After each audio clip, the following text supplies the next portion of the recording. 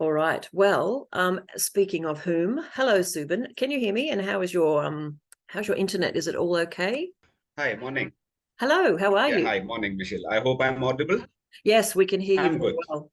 Excellent. Yes, my Um, internet is working fine. Thank you. that's terrific.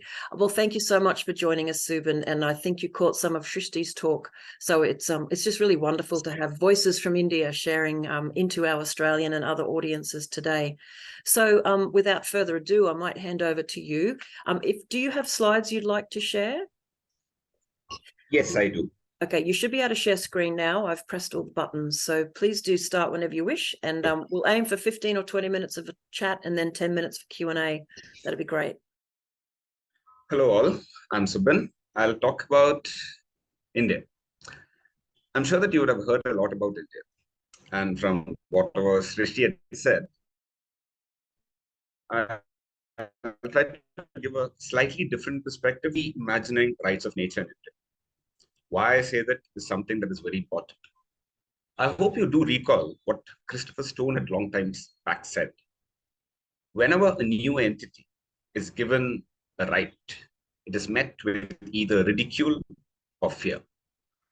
I stop there. I'll come back to this particular point at a later point.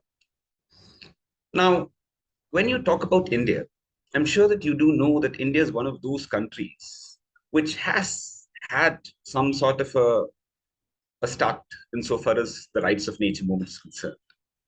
Now, if you were to look into the legal point, I would say that India being a recently independent country, I mean, we're not that old insofar as we gaining independence is concerned. We became independent in 1947. And it was in 1949 that we came up with our constitution.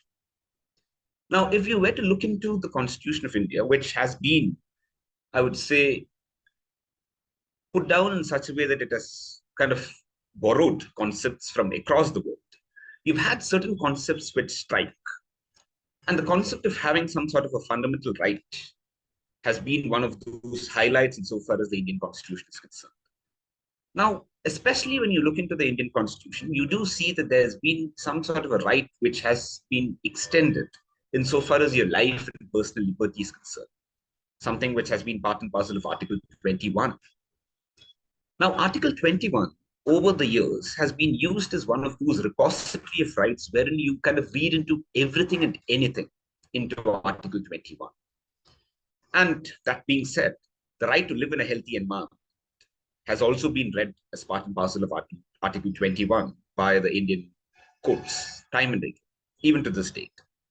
Now, when you talk about this kind of a right, which exists, which talks about your life and personal liberty, how exactly did they read the right to live in a healthy environment as part of this particular right? Because if you read Article 21, which I'm sure that you can see on screen, it neither talks about some sort of a right that you do enjoy insofar as the environment is concerned, or any other right which courts have time and again kind of imbibed into Article 21.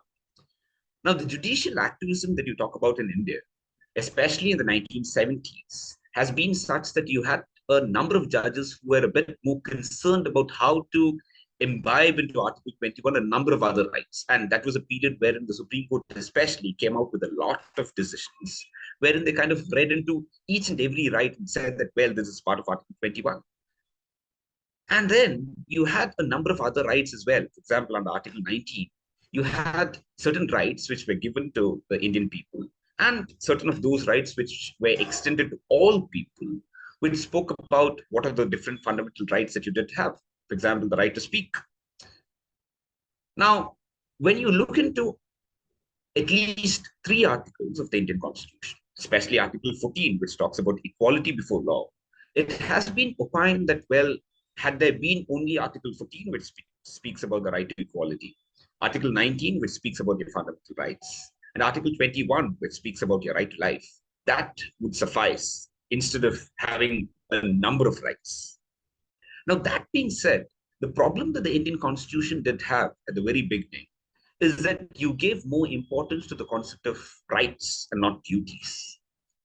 Now, especially in the field of environmental law, if you were to kind of look at it, I would say that the problem the environmental law in India currently faces is that it doesn't speak about the duty aspect, which, according to me, is a big problem. Now, the way in which you promote your rights, I'm sure that all of us do agree. We being humans, we are more concerned about what our rights are. Your rights are violated, well, I would be very vocal. But then the same person would not be very vocal about his duties. Now, why is that sort of a difference being meted out? Why are you more interested in your rights than in your duties? Well, the same thing happened so far as the Indian Constitution is concerned, wherein the duty part was only added at a later point of time.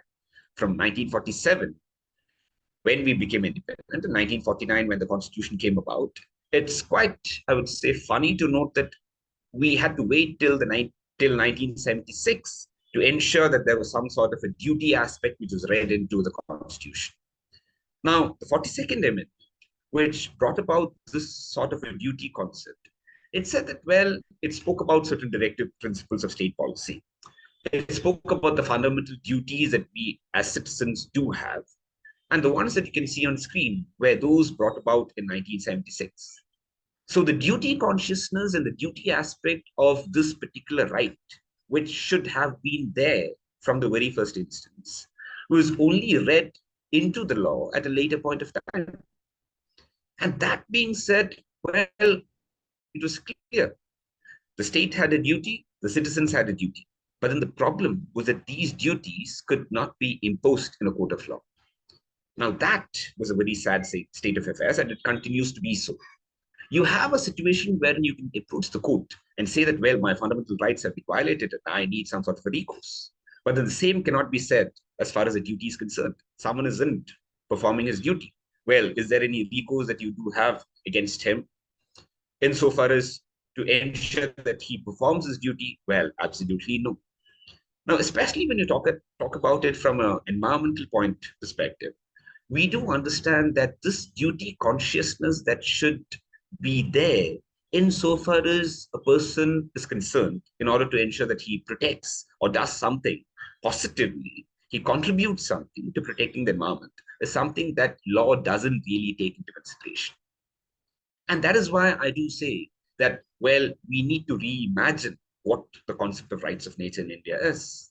Now, if you were to look into this Indian perspective, I'm sure that when we trace the number of decisions that have been delivered by various courts, especially the liberal interpretation that has been given to Article 21. Now, Article 21, as I was pointing out earlier, was seen as that repository of rights wherein you could read into everything. And then the right to live in a healthy environment is also said to be a part of Article 21, which means that, well, if someone is not performing his duty, if someone is doing against the environment or its protection, well, I could approach the court based on the fundamental right that I have. Now, as I was pointing out, we are more concerned about our rights, and the way in which the courts have delivered judgments ever since have also followed the same note. You don't see some kind of a difference in approach insofar as the Indian courts are concerned, wherein they have tried to read into the law the duty aspect. Now, why is that so? And especially when you talk about the rights of nature concept, I think this is one concept which should have been read into the law by the courts. The courts had various opportunities, mind it, starting from the 1970s. Ever since we started reading into the Indian law a number of international perspectives, a number of international laws that were there, because we do have a provision in the Indian Constitution which says that, well, any of those international laws to which India is a party to can be made part of your national law. Article 253 of the Indian Constitution speaks thus. Now, did the courts really take into consideration the many international conventions that we were party to? And was it able, were the courts able to read into those very concepts which should have been read into the Indian law, as we being part of, say, international law, international perspectives? Well, that is something which the courts in India could have done. Now, even if you did have, I'm sure that you see the number of cases that you do have on screen, it was a gradual change that happened insofar as the courts in India are concerned. Now, India being a country which I'm sure that at least a few others would have pointed out, you had some sort of a connect between your cultural, religious, and traditional aspects. And more often than not, you see a number of Indian courts falling back on those cultural, traditional practices that were prevalent in various communities, amongst various communities in India, and then try to read into their judgments some of these aspects. Now, if you read a number of Indian judgments, I'm sure that you do see that Indian judges often, they try to write a lot. And many of them fall back on a number of such instances which may have been there in a religious text and communitarian practices, and try to ensure that they bring about this sort of a connect with the case that is there before them. Now, taking clue from these instances, Indian judges have had at various points of time tried to ensure that these communitarian practices should be made part and parcel of the law. Now, one of the main reasons why they would have tried this method was that they felt that religion could be seen as one of those aspects which could have a more profound impact than, say, law. I may not follow the law, or I may follow the law because of the fact that I fear the sanction of it. But then on the other hand, I may follow certain of these religious customs and traditions because of the fact that I feel that if I don't follow it, that could be some sort of a religious sanction, a divine sanction, which, according to the judges, could be worse than, say, a legal punishment. Now, that being said, that was the aspect which many a judge did try to read into the Indian law insofar as fostering better environmental duty consciousness is concerned, environmental protection through this aspect of duty consciousness is concerned. And that was all the more clear when the court started looking into a number of instances wherein they said that, well, a religion or a value-based survival, which follows many a custom, many a tradition, and tries to imbibe these concepts into law, should be something which should be brought about to the fore.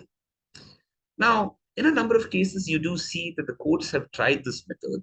And I would say during that point of time, probably in the 1980s, it was highly successful. Even to this date, you do see, as I was pointing out, judges falling back on many a method, wherein they try to imbibe, or they say that, well, this is one practice that has been in force, and why not we try to extend some sort of legal protection?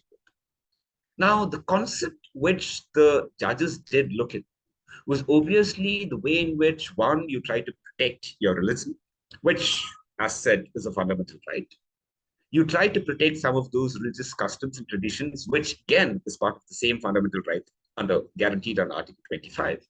And then you try to ensure that, well, you bring about some sort of a connect to environmental protection. Now, the problem that we did have insofar as looking into Indian laws from this perspective is concerned, that we were more concerned about the right to environment, the right to live in a healthy environment.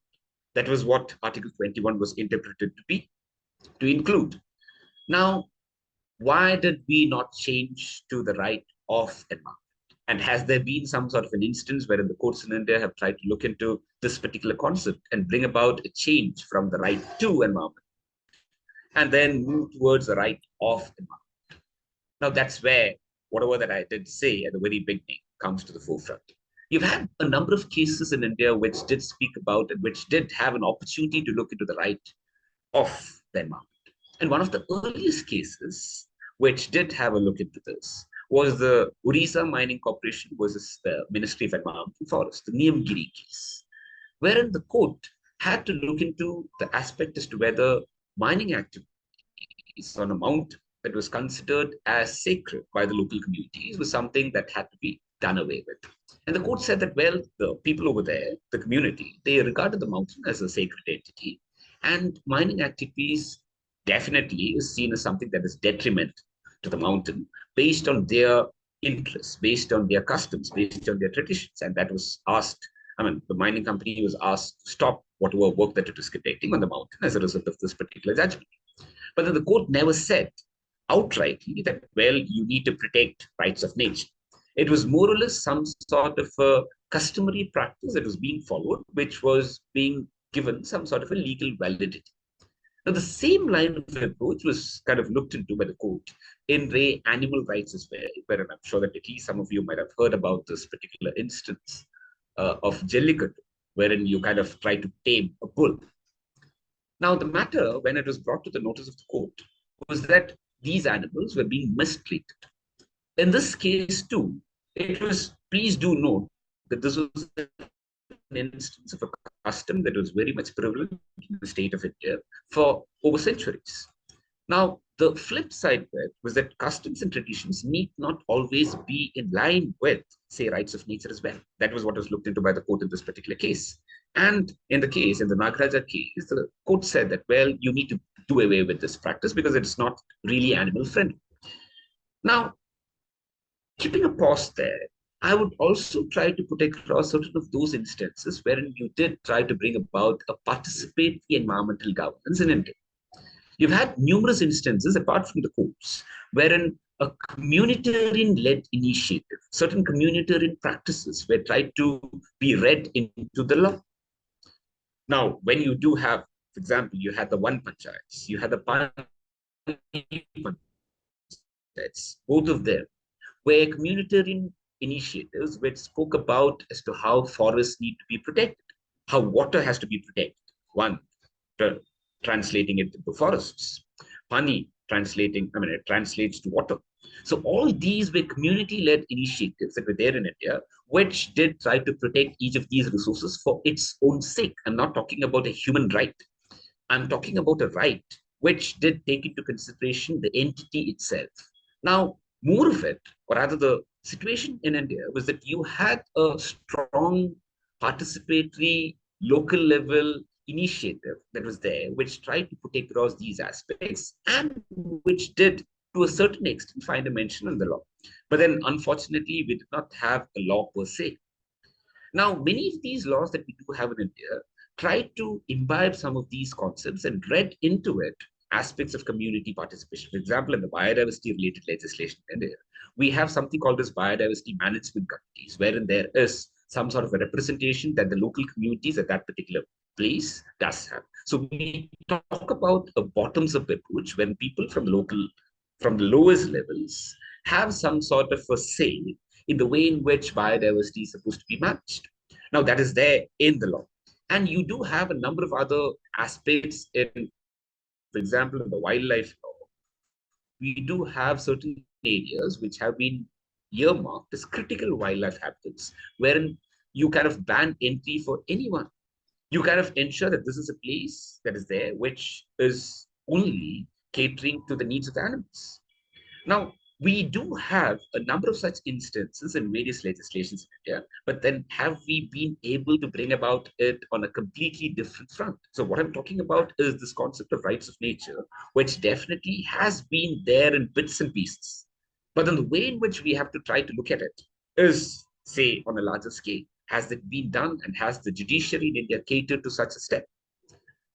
Another aspect which I wanted to point out is that, for example, you have something called as corporate social responsibility, which is part and parcel of the Companies Act 2013, an amendment that was brought about, which speaks about the roles and responsibilities that companies do have, which, as a matter of fact, would include corporate environmental responsibility as well. But then many of these circumstances, many of these provisions that you do have in law are a mere eyewash. You do have it, but then on paper, but then has it been, or have we been able to translate it into action? Well, that's a major problem that we do face. And that, my friends, is a big problem that the judiciary too does face. Now, moving on, I would say that there's been one judge in India, Justice Rajiv Sharma, who has been instrumental in bringing about this very concept of rights of nature. And the judgments that he did give, which spoke about the rights that can be extended, say, to rivers, the rights that can be extended to different other natural entities, is something earlier in the Uttarakhand High Court. Later, he was posted to the Punjab and Haryana High Court. And unfortunately, he has finished his tenure, and we can't expect more judgments from him. But nevertheless, the legacy that he has left is seen in the numerous judgments wherein he has kind of ensured that, well, rights of nature is a concept which has to be extended, say, to rivers. And the Ganga and the Yamuna, I would say the most holiest of the rivers in India, and the most polluted rivers as well, was given some sort of a legal status. Now, if you were to look carefully into some of these decisions which had, at various points of time, tried to extend this concept of rights of nature, apart from rivers, he also, Justice Rajiv Sharma, in a couple of decisions, the The fifth line that you can see on screen, the Narayan Dutt Bhatt case and the Karnail Singh case, he spoke about the rights which has to be extended to the animal kingdom as well. Now, the problem, one of the problems that you did have with this particular decision, or rather these set of decisions that was there, was that he spoke about the right that has to be placed on such entities. And over and above such a right, I think he also made a mistake wherein he kind of included the duties and liabilities of a living person, which means that, well, when he gave the rights that such entities should possess, akin to the rights that a human should possess, he also did mention that, well, all these duties and liabilities of a living person should also be placed on such natural entities, which I would say is a step backward. Now, despite the fact that you had such a right being given, are you not creating a problem when you place on these entities duties as well? Are you not trying to see or impose certain liabilities on these entities, which I would say in the long run creates a bit of a problem? Now, that was one of the major problems that you did see in those decisions. But then all of it pales when you take into consideration the latest decision that has been there, part and parcel of the Indian Supreme Court. You've had a public interest litigation that was filed before the Indian Supreme Court by the People's Charity Organization way back in 2020, wherein they wanted the animal kingdom to be given certain rights. Please note that the decisions that I had spoken about earlier were decisions that were rendered by the high courts. Now, what happens in India is that you have high courts at a state level, and then you have the Supreme Court at the national level. So the decision of the Supreme Court is binding on all the high courts that are there in India. And if the High Court wants to go against the decision of the Supreme Court, it can't. It has to refer the matter to the Supreme Court, and then the Supreme Court itself decides. Now, when the People's Charity Organization filed the case before the Supreme Court, the judge in open court asked the lawyer, do you mean that the animals can sue and be sued? Does it mean that a dog is equal to you? I mean, that was the retort that the judge did make in open court. And what happened is that you had a situation in India which did try to bring about this sort of a concept. And unfortunately, I would say in March 2023, the judgment was rendered by the Supreme Court in the People's Charity Organization case, wherein it was mentioned that, well, such a right need not be given. Which is why I come back to whatever that I did say at the very beginning. Whenever a new entity is given a right, it is met with either ridicule or fear. I think in India, we fear this kind of a right. I think in India, we kind of do not want to extend this kind of right to various entities. I think that approach that the Supreme Court has currently has to change. It is high time that we try to look into this concept of rights of nature, which has been in prevalence across the globe in many a country by, I would say, in a number of ways, whether it be a constitutional right, whether it be a legal right. Constitutional right as the one that you can see in Ecuador, whether it be a legal right as the one that you can see in Bolivia, whether it be, say, on an entity specific that the Indian courts do fear in ensuring that such a right exists. I think it's high time that we think about this kind of a right. I think it's high time that we speak about a duty that should exist insofar as Indian rights are concerned. And the courts in India have to take the step. Thank you. Thank you so much, Subin. I wasn't aware of the sort of the history of decisions that really did lead to the court deciding the rights of nature legal personhood cases, because for many of us in Australia, they seem to come out of the blue. Subin, did you want to stop sharing? And we've got about 5 or 6 minutes for a quick discussion before our next speaker. So can I just ask, to kind of recap what you were talking about, India's constitution has had a right to a healthy environment for some time, and it's many of those cases that have built jurisprudence. Are you saying that that's what really brought those judgments around legal personhood recognition of the rivers, when there was no actual laws in place, but the judiciary decided to say that the Ganges, the Yamuna and Ganga rivers had rights? Is that where those origins came from? In a sense, I would say yes. See, as opposed to certain other constitutions, when you talk about the right to live in a healthy environment, I was pointing out that it was more or less some sort of a judicial activism which brought about in India this sort of a right. We don't have a right per se in the constitution. And in a sense, India also doesn't cater to judge-made law. But then when you gave various interpretations to Article 21, it included, amongst other rights, the right to live in a healthy environment, and it has been part and parcel of the Indian law. But then I think it would be good if we can say, for example, in the South African constitution, there is a specific right to live in a healthy environment. The Indian constitution could very well bring about this change, which would ensure that people, one, do have this kind of a right. And on the flip side, you can also kind of cater to the duty aspect. I think it's high time that we create this sort of duty consciousness amongst people in India, wherein they should be aware of the duties that they are to perform.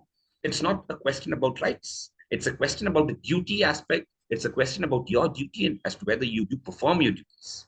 And given the fact that Indian courts time and again have stressed on the duty aspect, why not make it part of the law? And when you speak about rights at the outset, I think courts in India have to change their stamp. And it would help to come out with a specific legislation too. For example, I would say in the state of Madhya Pradesh, they had passed a sorry, they had passed a legislation in their state legislature which gives rights to a river, River Narmada. Now, why not kind of extend it to the whole of the country? Why not different legislatures take the step in order to ensure that you do have a law? Why do we want to back on, say, a judicial decision? I think that is the worst thing that you can probably do at this point of time. If there is a law, I think it would be clear and it would try to ensure that this kind of a right would exist in a better fashion in India. So can you talk about why there are barriers in India to making those kinds of laws? And obviously the judiciary is stepping in because those laws aren't coming forth. Is it political, lack of interest, lack of funding? I think it's a lack of interest. I think it's a lack of interest from the part of the people. I think the judiciary too is not very keen on reading into India, reading into the law these rights in India, probably because of the fact that they feel that if rights are given to natural entities, it might lead to further problems. It might lead to a situation where we do have a number of cases. For example, I'm not sure I did put across a point which was a mistake insofar as Justice Rajiv Sharma's decision is concerned. He placed on national entities duties and liabilities. Now, why would you do that? Maybe if the Indian judiciary thinks of it in that front, they might presume or they might see a situation wherein, say, I might put support and say that, well, a river entered into my house. Why not it pay me a compensation? So when you impose duties and liabilities on natural entities, I think it kind of takes you 3 steps backwards.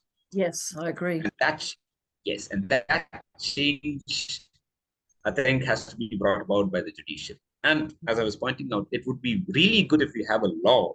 And maybe if you have a problem, well, the constitutional validity of this particular law can be challenged and let the court answer on that, rather than many of the cases that are there in front of the court are public interest litigations, which I would say in the current scenario are not very much entertained by the courts. So had there been a legislation in black and white, I think that would have been a better way of looking at things and then promoting the rights of nature concept. Yeah, and as I say, back in 2017, when some of us first became aware of those judicial decisions, we were surprised. Where did these laws come from? You know, where did these decisions come from? There was no actual legislation. Can I just recap, though? I'm not sure if I am completely up to date on the status of those laws. So the judicial decision that said the Hamana and Ganga rivers had their own legal personhood, they were challenged. Are they completely off? They're no longer, they've never operated?